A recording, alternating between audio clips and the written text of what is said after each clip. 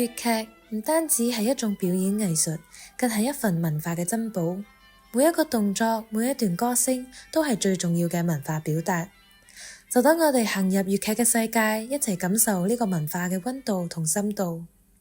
雖然講我屋企係從事粵劇行業，但係我係直到讀中學嗰個時候先開始接觸嘅。因為我本身唔係讀中文嘅，所以我中文咧係透過粵劇嗰度學先學到中文字嘅。咁你日常生活我係做邊一份工作我就邊一份工作。咁如果係喺戲曲入邊，我可以做到，可以探討到唔同個角色嘅嘢。咁呢個就係我對粵劇嘅吸引之地啦。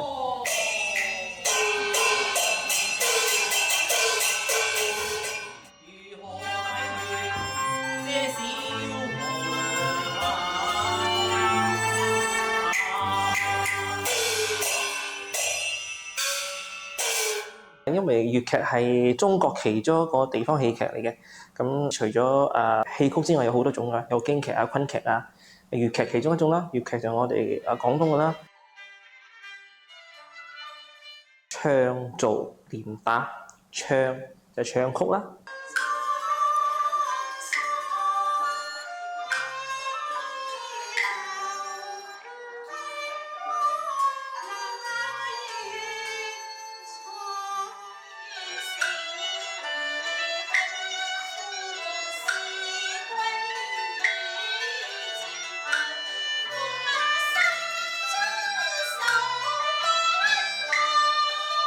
做就係做戲啦，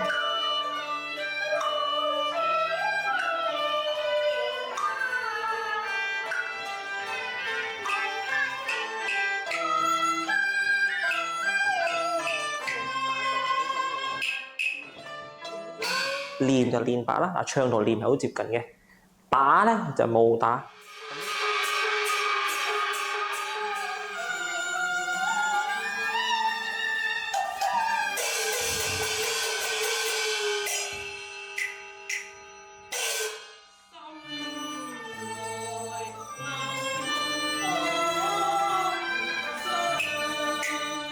咁呢個就4個 elements 喺我哋粵劇入邊嘅。以前嗰啲戲院又好，神功戲又好，冇咪嘅話，要點咧？演員就要練聲咯。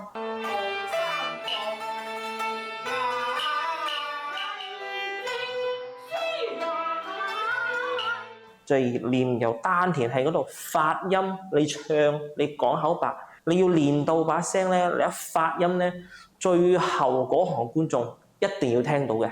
咁先為有合格。舞台嘅演出戲曲咧，就同睇電影唔同。睇電影你 camera 可以 zoom 過去演員嘅面嗰度，你可以睇得清清楚楚。但係你欣賞舞台演出，例如戲曲嘅話，你一定要誇張。所以誇張咧，佢哋就要化妝啦。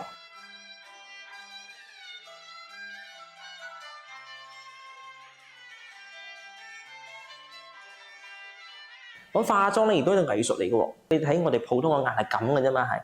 當你化咗妝嗰時候，你係咪睇到嗰個戲曲演員眉粗啲、眼啊大啲，畫埋嘴唇，男仔都畫嘴唇噶嘛？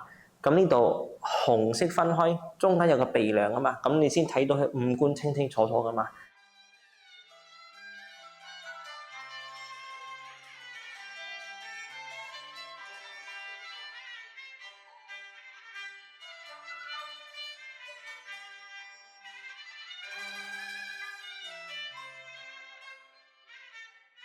咁當然粵曲嘅話，頭一眼觀眾一望落去，就肯定俾佢哋嘅服裝吸引啦。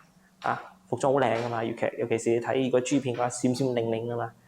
咁如果花旦嘅話，哇！你睇花旦頭飾有鳳又成，閃閃靈靈，其實女仔幾靚啊！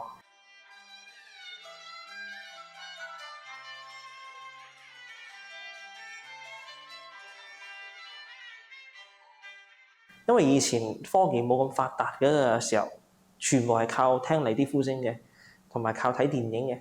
神功戲都有啦，但係當個科技一發達，有電視機之後，娛樂多咗之後，咁新一輩咧麗啲呼聲冇咗之後，或者喺電台冇咗播粵曲之後，新一代對粵劇係已經好陌生咗嘅，佢哋唔知咩叫粵劇嚟嘅。古道是誰？原來係大宋公主病。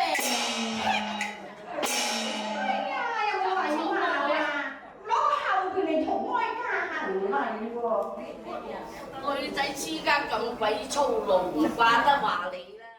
有啲就係好有誤會，甚至係華人入邊嘅思想都好，去講呢啲大戲，唔係淨係粵劇啦，所有嘅大戲都係俾鬼睇嘅。就講啦，你唔好睇啊，俾鬼睇㗎。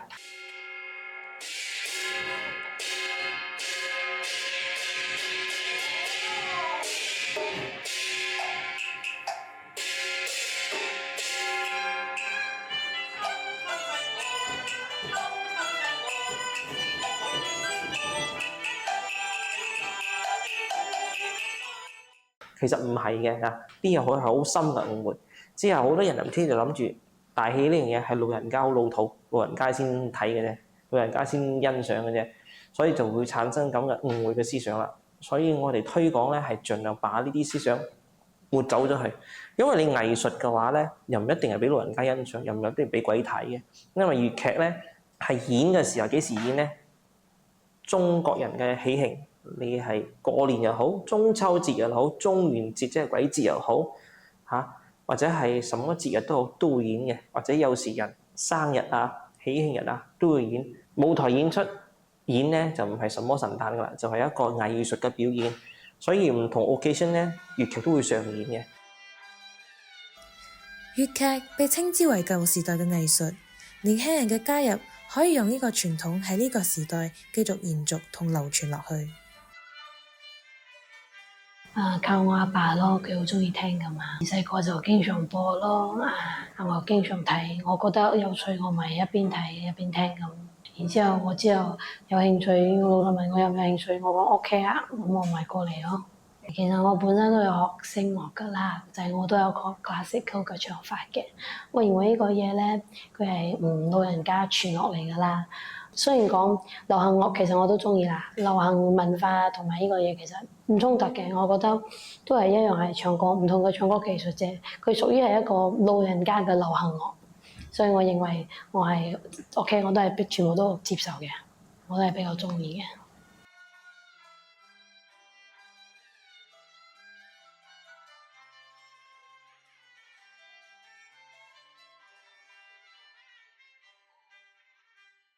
有時候會緊張喎，actually 我上到舞台之後會比較自然啲嘅，但係可能排練嘅時候冇咁自然，但係上舞台會自然啲，我都唔知點解。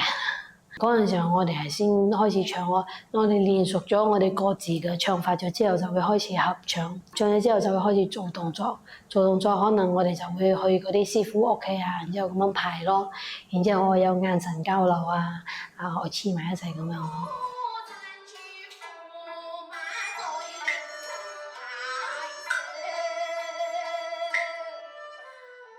對我嚟講算係一個興趣，然之後一個學習嘅道路啊，因為人學到老學到老㗎嘛，所以就係佢一個學習嘅方式。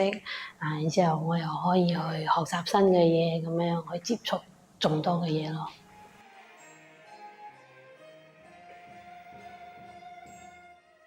希望多啲年輕人過嚟咯，因為講實話啦，就算呢度確實好多人，我都覺得自己係比較孤獨一啲嘅，冇咩話可以講，然之後我就坐喺嗰度喺度玩手機啫。然之後再加上呢個係一種文化啦，我覺得呢種嘢愛越多人傳愛越好咯。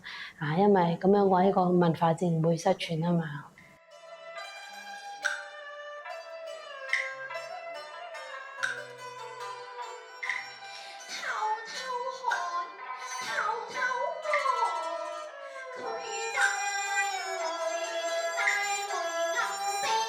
我最尾做出嚟嘅嗰個成果，我睇到我自己做出嚟嘅嗰個成果好靚嘅時候，我就會覺得我冇白費咁樣咯。藝術呢樣嘢係不論年齡、不論宗教、不論種族、不論性別，再加上而家馬來西亞你都知係粵劇係夕陽行啦，所以我哋亦都係需要人手嚟幫助做一齊做推廣嘅。而有後生嘅學客，當然我哋係好開心啦，但係我哋亦都係盡量推廣啦，因為粵劇或者係什麼藝術都好，係學無止境嘅。你越學，你越深入咧，就要更加多俾你發掘，更加俾你學習。所以呢一樣嘢係亦都需要毅力，同埋需要你嘅真正嘅 passion、你哋嘅興趣嚟到繼續維持呢樣嘢啦。